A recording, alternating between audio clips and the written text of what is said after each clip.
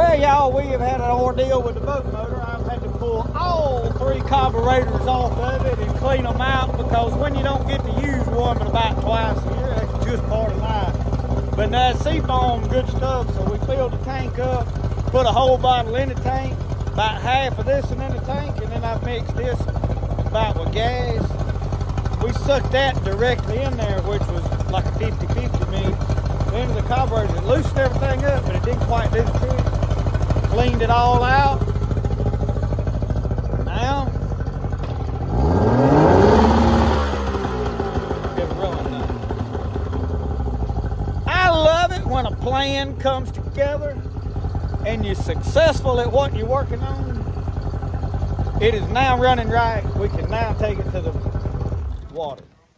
See if it's gonna crank right back up.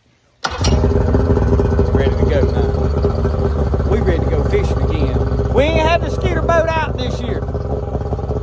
We are ready to go.